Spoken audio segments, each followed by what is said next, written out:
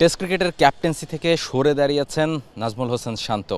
কলম্বোতে যে test match অনুষ্ঠিত হয়েছে সেই ম্যাচে বাংলাদেশ হারের পর তিনি সংবাদ সম্মেলনে তার সেই সিদ্ধান্তের কথা জানিয়েছেন।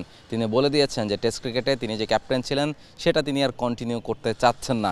কিন্তু কেন নাজমুল হোসেন শান্ত আসলে টেস্ট ক্রিকেটে ক্যাপ্টেন্সিটা করবেন না, বোর্ড থেকে কি তাকে প্রেশার দেওয়া হয়েছিল নাকি তার নিজের সিদ্ধান্ত, হুট করে কেন তিনি সেই দায়িত্ব থেকে সরে আসলেন? যদিও টেস্ট ক্রিকেটে বাংলাদেশের সবচেয়ে সফল ক্যাপ্টেনদের মধ্যে একজন তিনি।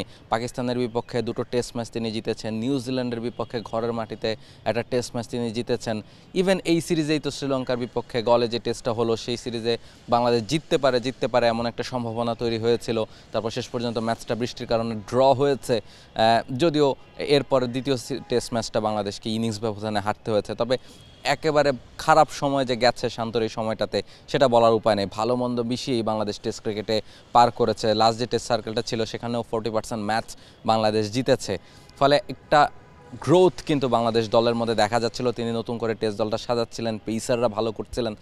তবে হুট করে তিনি যে দায়িত্বটা ছেড়ে দিলেন, সবার আগে এই প্রশ্নটা আসবে কেন তিনি দায়িত্বটা ছেড়ে দিলেন। তিনি যদিও সংবাদ সম্মেলনে একেবারেই স্পষ্ট বলেছিলেন যে ব্যাপারটা একেবারেই ব্যক্তিগত নয়। তিনি মনে করেন যে বাংলাদেশের মতো একটা দলে 3 ফরম্যাটে 3 জন অধিনায়ক খুব একটা সুখকর অবস্থা না, বা খুব একটা ভালো ফলাফল হয়তো এনে দেবে না। সে কারণেই তিনি আসলে সেই জায়গাটা থেকে সরে দাঁড়াতে চান। তিনি চান যে টেস্ট এবং ওয়ানডে বা যে কোনো একটা ফরম্যাট, 2টো ফরম্যাট হয়তো বা একজন ক্যাপ্টেনই সামলাবেন, সেটা হয়তো বা তিনি চাচ্ছেন এবং সে কারণেই তিনি কিন্তু দায়িত্বটা ছেড়ে দিয়েছেন। তবে তিনি মুখে না বললেও একটা কিন্তু আলোচনা আছে যে এই সিরিজে যাওয়ার আগেই যে সবশেষ সংবাদ সম্মেলনটা তিনি করেছিলেন সেখানে তিনি ওয়ানডে ফরম্যাট নিয়েও নানা কথা বলেছিলেন। সেই সময় পর্যন্ত তিনি ওয়ানডে ফরম্যাটের ক্যাপ্টেন ছিলেন, তিনি পরিকল্পনার কথা বলছিলেন। তিনি বলছিলেন যে যেই দায়িত্ব নেবে 27 ওয়ার্ল্ড কাপ পর্যন্ত তাকে যেন দায়িত্ব দেয়া হয়, এবং তার মধ্যে যে একটা পরিকল্পনা আছে সেটা বোঝা যাচ্ছিল। এবং হুট করেই তার সাথে কোনো আলোচনা না করে বিসিবি একটা সিদ্ধান্ত নিয়ে নেয় যে তিনি আসলে আর ক্যাপ্টেন থাকছেন না, ক্যাপ্টেন হচ্ছেন শান্ত। যদিও ওয়ানডে ফরম্যাটের ক্রিকেটে অ্যাজ এ ক্যাপ্টেন যে 11টা ম্যাচ শান্ত খেলেছেন সেখানে তার গড় 50-এর ওপর, 500-র বেশি রান তিনি করেছেন। ফলে ফর্ম নিয়ে কোনো প্রশ্ন সেই জায়গায় তোলার কিন্তু কোনো রকম সুযোগ ছিল না। তারপরও তাকে সরিয়ে দেওয়া হয়েছে।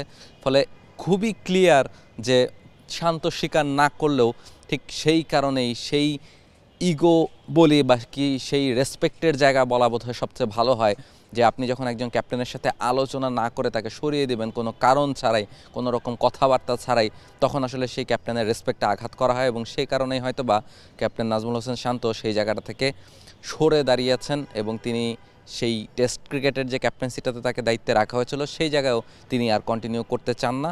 এবং সে কারণেই তিনি হয়তোবা কলম্বোতে তার টেস্ট ক্রিকেটের ক্যাপ্টেন্সি ছেড়ে দেওয়ার সিদ্ধান্তের কথা সংবাদ সম্মেলনে জানিয়ে দিয়েছেন।